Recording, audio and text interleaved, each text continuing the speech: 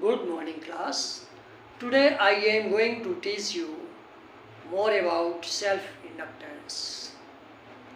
Self-inductance क्या है, इसकी खोज किसने किया, इस वीडियो में हम आपको इसका डायमेंशन क्या है, इसकी यूनिट क्या है, इस सब के विषय में बताने वाले हैं। तो first I would like to introduce self inductance. Self-inductance was first discovered by American scientist G. Henry. Self inductance जो है सबसे पहले अमेरिकन साइंटिस्ट जी हेनरी ने इसको डिस्कवर किया. American scientist G Henry in 1932.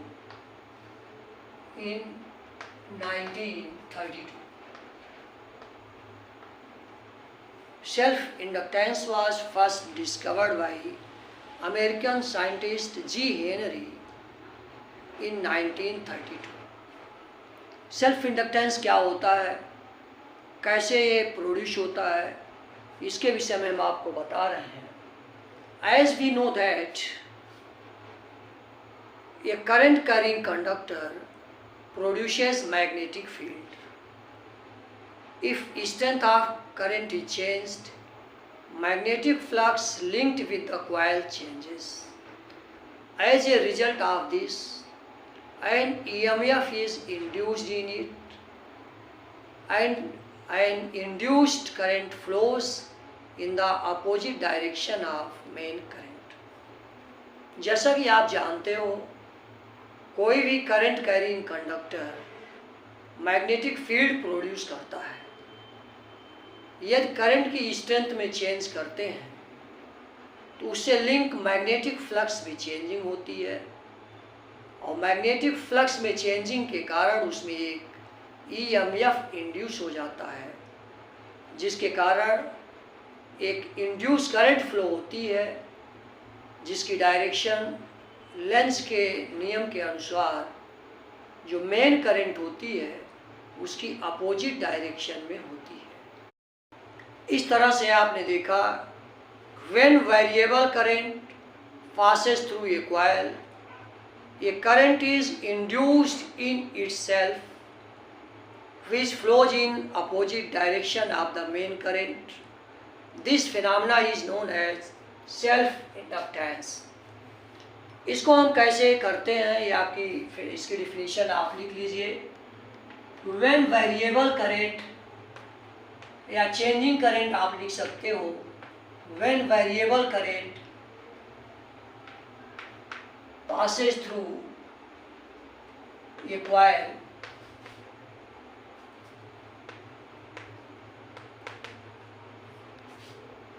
a current is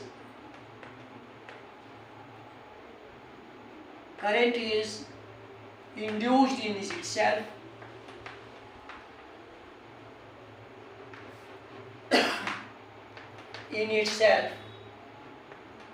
this phenomena is known as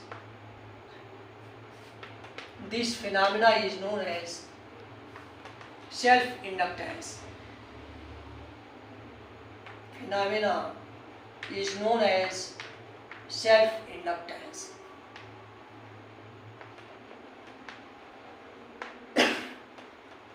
Self-inductance. We suppose ये current carrying coil in which current I is flowing as shown in the figure. If the strength of current is changed by means of rheostat, rheostat से अगर हम इसमें current की strength को अगर change करते हैं तो इसमें एक करंट इंड्यूस हो जाती है जो मेन करंट के अपोजिट डायरेक्शन में फ्लो होती है. तो इस तरह से ये फिनोमेना आपकी जो है सेल्फ इंडक्टेंस कहलाती है. आपने देखा कि जब करंट की स्ट्रेंथ को हम चेंज करते हैं, magnetic flux link with the coil changes and it is directly proportional to the current flowing in the coil, phi proportional to I. Phi equal to Li, where L is proportionality constant known as self-inductance.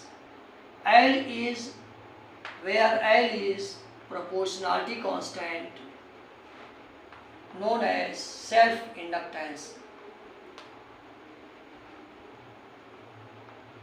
Constant known as self-inductance. Self-inductance.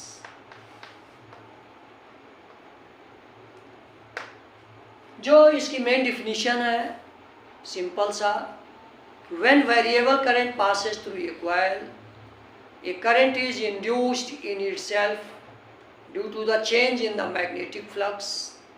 This phenomena is known as self-inductance. According to Lenz's law, the direction of induced current is in the opposite direction of main current.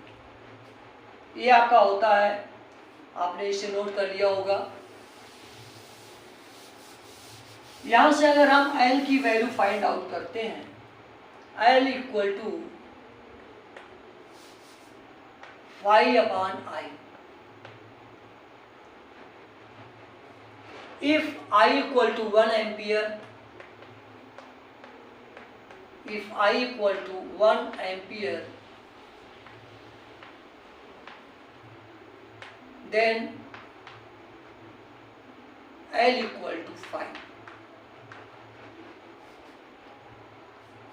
यदि किसी conductor में 1 ampere current flow करती है तो self inductance उस conductor से link magnetic flux के बराबर होता है। यहाँ से आप डिफिनीशन लिखेंगे, self inductance is numerically equal to the magnetic flux. यहाँ से ये डिफिनीशन होती है आपकी लिखने का तरीका, self inductance of A coil is numerically equal to the magnetic flux when 1 ampere current flows through the coil. तो इस तरह से सेल्फ इंडक्टेंस की डिफिनीशन है, आप इसको लिख सकते हैं। Self inductance is numerically equal to the magnetic flux linked with the coil when 1 ampere current flows through the coil. इस तरह से आपका ये सेल्फ इंडक्टेंस की आपकी डिफिनीशन होती है। इसके बाद इसको ईएमएफ के टर्म्स में अगर इसकी डिफिनीशन को हम ऑब्टेन करते हैं, या इसकी यूनिट पहले हम देखते हैं। यूनिट एसआई यूनिट इसकी होती है, फाई का आपका होता है वेबर और आई का होता है ampere. 1 weber per ampere equal to 1 Henry as it was first discovered by the G. Henry. Therefore, its unit is named as Henry.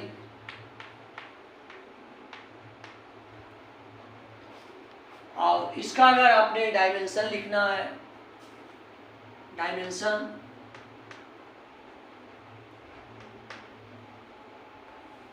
SI unit आपसे पूछी जाती है। डायमेंशन में आपको फ्लक्स अपॉन आपका करंट है, L equal to phi upon I. इसका formula लिख लेते हैं BA upon I. Magnetic field का डायमेंशन किसी भी फार्मूले से आप ऑब्टेन करते हैं, इससे ऑब्टेन कर लीजिए। F इक्वल टू ILB से। साइन थीटा इज डायमेंशनलेस, यहाँ से B equal to F upon IL। ये वैल्यू यहाँ हम रखते हैं, B की value F upon IL, A upon I। V की वैल्यू केवल रखी गई यहाँ, A अपॉन I यहाँ पर पहले से है। इसका डायमेंशन हो जाता है फोर्स का MLT-2, area L square, I और I का I square ampere square upon L। L से L आपका कैंसिल हो जाता है, ये आपका होता है ML स्क्वायर T-2 और A-2. This is the dimension of self inductance. इसको अगर हम EMF फाइंड आउट करें, कितना EMF इंड्यूस होगा, आपने देखा phi इक्वल टू Li.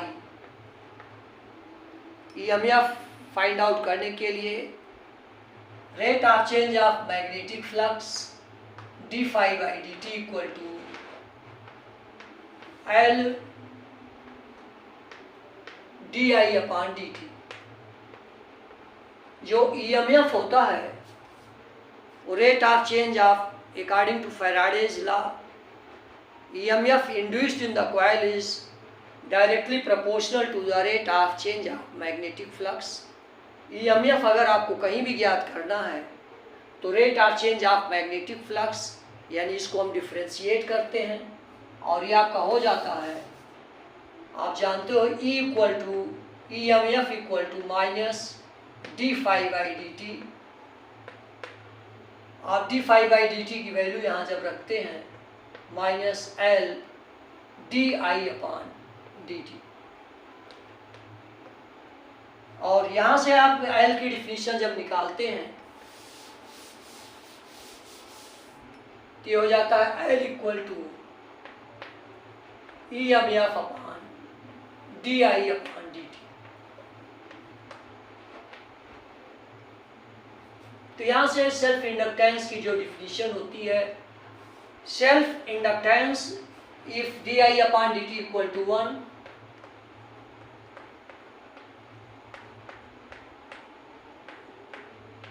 तो ये हो जाता है आपका L equal to EMF.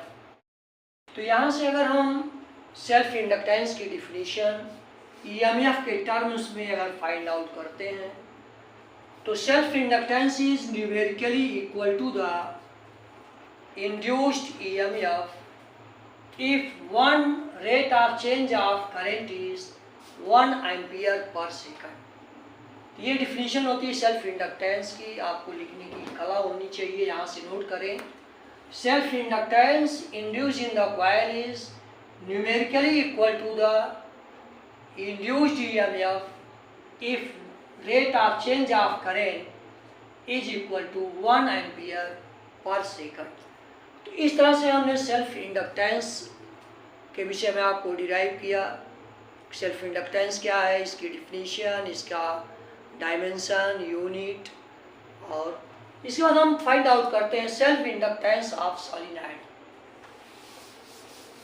Self inductance, solenoid का सेल्फ इंडक्टेंस हम कैसे फाइंड आउट करते हैं. सॉलिनॉइड ये बहुत ही इम्पोर्टेंट टॉपिक है. इसका डेरिवेशन या डिफिनीशन अक्सर बोर्ड में पूछा जाता है. तो यहाँ से हम consider a solenoid of length L having total number of turns capital N. Solenoid है, इसकी लेंथ को L मान लिए हैं.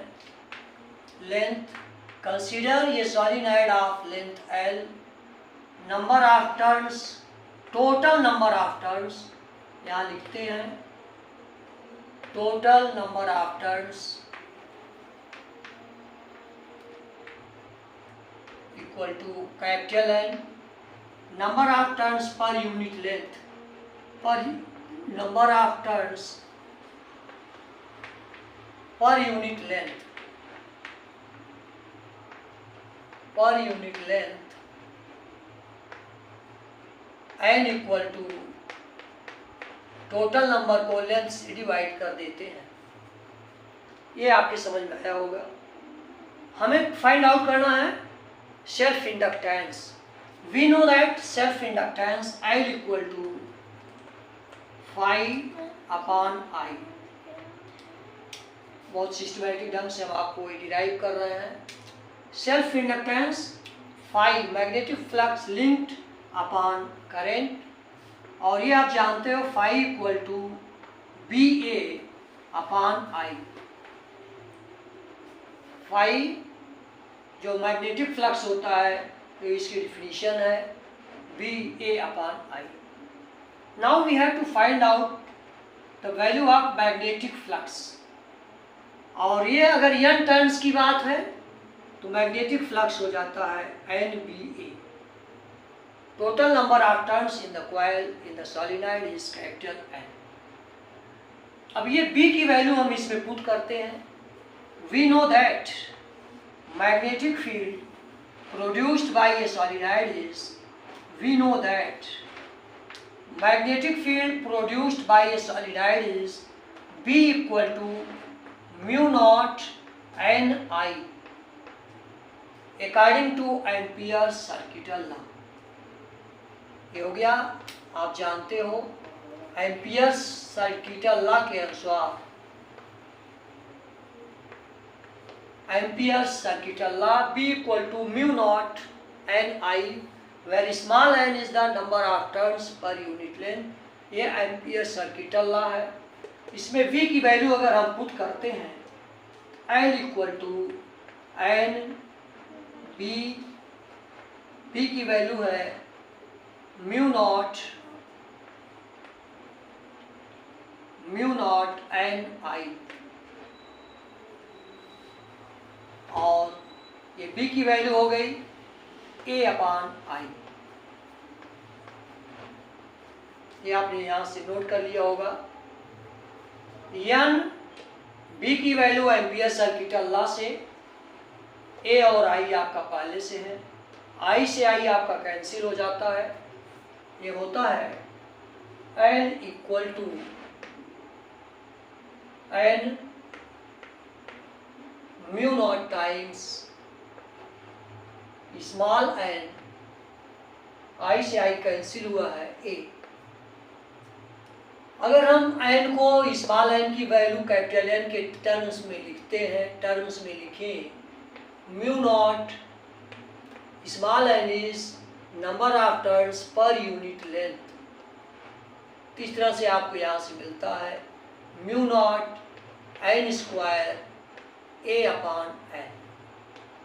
This is the magnetic self-inductance of a solenoid। Self-inductance depends on the number of turns, cross-sectional area. It is directly proportional to the number of turns and cross-sectional area। इसको बढ़ा करके हम self inductance को increase कर सकते हैं। Length को अगर हम बढ़ाते हैं तो इनवर्सली प्रोपोर्शनल होता है, सेल्फ इंडक्टेंस आपका रिड्यूस होता है। इस तरह से आपको हमने सेल्फ इंडक्टेंस क्या है, इसकी खोज कैसे हुई, इसकी डिफिनीशन क्या है, इसका डायमेंशन, इसकी यूनिट और सेल्फ इंडक्टेंस ऑफ सोलेनॉइड, और ये किन चीज़ों पर डिपेंड करता है। Self inductance depends on the shape, size और नंबर ऑफ टर्न्स, इस पर डिपेंड करता है। और इस तरह से हम उम्मीद करते हैं कि आपको हमारा वीडियो बहुत पसंद आया होगा। आप इसको ज़्यादा से ज़्यादा लाइक, सब्सक्राइब और शेयर करें। लास्ट में बेल आइकन का बटन दबाएं ताकि आपको नोटिफिकेशंस मिलता रहे।